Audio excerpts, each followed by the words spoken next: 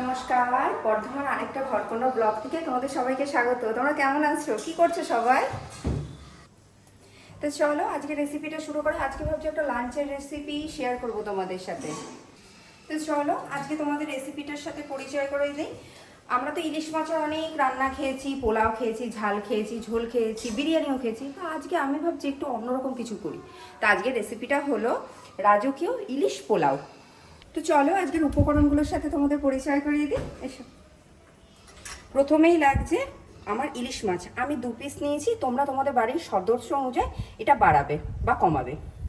তারপর নিয়েছি সর্ষের তেল, টক দই নিয়েছি 2 চামচ, হলুদ লাগবে আমাদের 1 চামচের মতো, আর নুন কিন্তু স্বাদ মতো। আমি অল্প 1 চামচের মতো কাজু নিয়েছি। এখানে রয়েছে এটা শুকনো লঙ্কা, আমি বেটে নিয়েছি, তার মধ্যে 2টো কাঁচা লঙ্কা কিন্তু দিয়েছি। এটা আমি বেটে নিয়েছি, তোমরা চাইলে এটা গুঁড়ো ব্যবহার করতে পারো।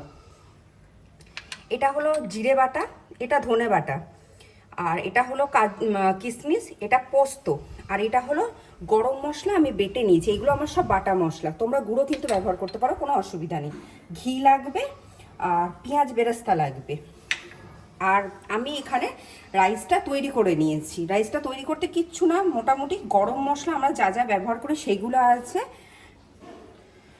আমি এখানে রাইসটা একটু করে নিয়েছি। রাইসটা করে নিয়েছি বলতে এখানে ধরে রাখো এই জায়ফল, জয়িত্রী, ছোটো এলাচ, বড় এলাচ সব কিছু দিয়ে আর অল্প সামান্য নুন দিয়ে রাইসটা তৈরি করে নিয়েছি। এর ভেতরে কিন্তু আমি লেবু বা সাদা তেল কিচ্ছু দিন। আর এই পুরো রান্নাটা কিন্তু সর্ষের তেল আর ঘিতে হবে।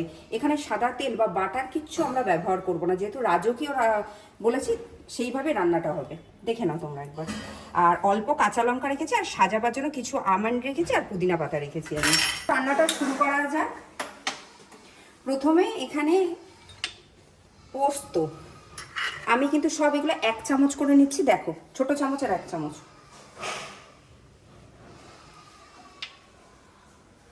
কাজু বাদাম,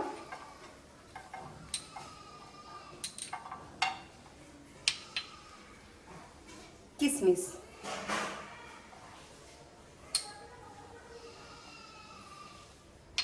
এগুলো আমি শুকনো খোলায় একটু টেলে নেব। এখানে কিন্তু চাল মগজ ব্যবহার করা যাবে না। এখানে পোস্ত, কিশমিশ, কাজু বাদাম যেটা হালকা শুকনো খোলায় ভেজেছিলাম সেইটা বাটা হয়ে গেছে সম্পূর্ণটা। এটা এখানে সবটাই নেব। আর ইলিশ মাছটা কিন্তু ভাজবো না, আমরা কাঁচাই রান্না করব। টক দই দিলাম।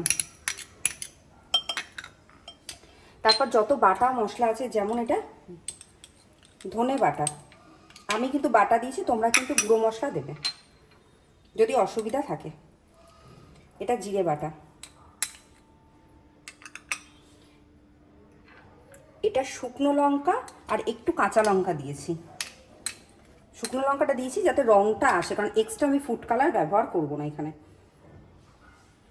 আর স্বাদ অনুযায়ী নুন দেব, কারণ যেহেতু ভাতে আমাদের নুনটা দেওয়া রয়েছে, এখানে নুনটা সেভাবেই দেব।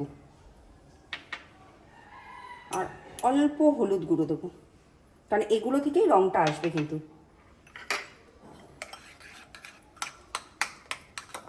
আগে এই মশলাটা মাখিয়ে নেব, তারপর গরম মশলা আর বাকি মশলাগুলো মাছটা আমি এর ভেতরে মাখাবো।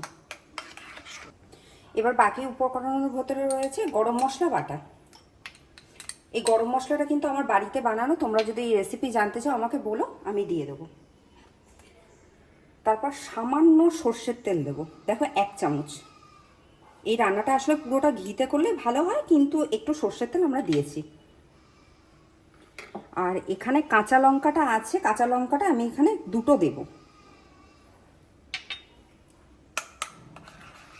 তো আমাদের মশলাগুলো সব মেশানো হয়ে গেছে। এবার আমি যে এখানে কাঁচা মাছটা রেখেছি সেটা দিয়ে দেবো। ইলিশ মাছ এমনিতেই নরম, তোমরা 5 মিনিটের বেশি রাখার দরকার নেই, তাহলে মাছ কিন্তু একদম ভেঙে গুঁড়ো হয়ে যাবে। আর কোনো মতেই এখানে কিন্তু কাঁচা মাছ দিয়ে রান্না করবে, ভাজা মাছ বা ভাজা জিনিস এই রান্নাতে যাবে না। তো চলো বাকি রান্নাটা শুরু করা যাক। আমাদের কড়াইটা একটু গরম হলে আমরা ঘি দেব অল্প।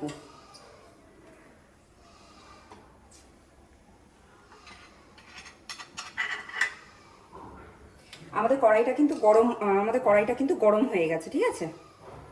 বেশি না, অল্প ঘি দেবো। ঘিটা আমাদের গরম হয়ে গেছে। এই যে আমাদের মাখানো যে ইলিশ মাছটা, সেটা এর ভেতরে আমি দিয়ে দেবো এবার।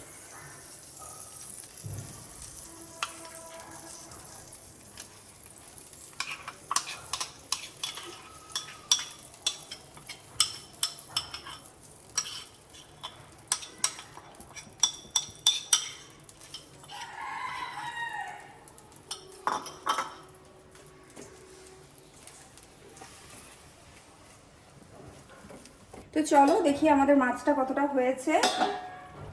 আশা করি হয়ে যাবে। ইলিশ মাছ তো খুব নরম মাছ, তাই না? একদম রেডি হয়ে গেছে ইলিশ মাছটা। তো চলো প্রথমে না মাছগুলো তুলে নিই, কারণ ইলিশ মাছ তো খুব নরম, ভেঙে যাবে। তারপর আমি রাইসটা কিভাবে রেডি করছি দেখো তোমরা। আর আমি কিন্তু এখানে একদম চিনি দিচ্ছি না। পোলাও মানে যে মিষ্টি হতে হবে তার কিন্তু কোনো মানে নেই। এখানে কাজু বাদাম যেটা দিয়েছি না, তাতেই অনেকটা কিন্তু মিষ্টি হবে। আর এবার দেখো, এখানে আমি অল্প রাইস এর ভেতরে মেশাচ্ছি।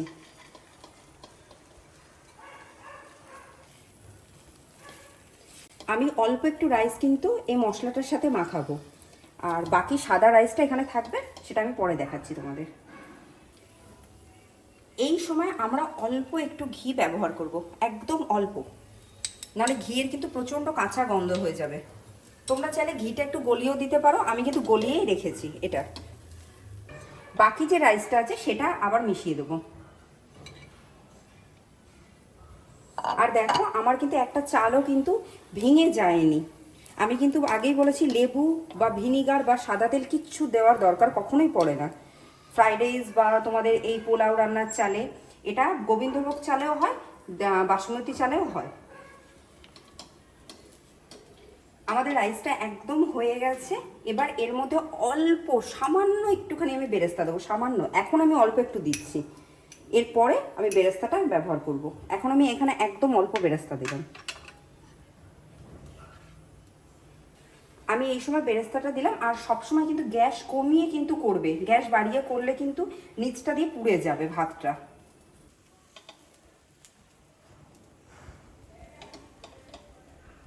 চলো আমাদের রান্নাটা হয়ে গেছে। এবার আমি সাজিয়ে তোমাদের সামনে পরিবেশন করছি, দেখো।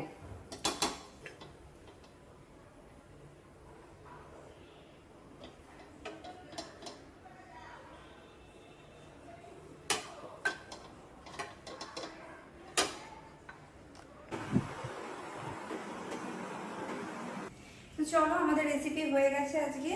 তো তৈরি হয়ে গেছে আজকে আমাদের রাজকীয় ইলিশ পোলাও। এটা তোমার দাদার ফেভারিট, তোমার দাদা আজকে এটা ট্রাই করবে দুপুরবেলা, ঠিক আছে? তো রেসিপিটা যদি ভালো লেগে থাকে তোমরা অতি অবশ্যই সাবস্ক্রাইব করো, শেয়ার করো, লাইক করো। আর তোমরা কী ধরনের রেসিপি দেখতে চাও আমাকে কিন্তু জানিও। আর যদি কিছু ভিডিওটাতে ভুল হয়ে থাকে নিজের ভেবে ক্ষমা করো। আজ তাহলে আসি।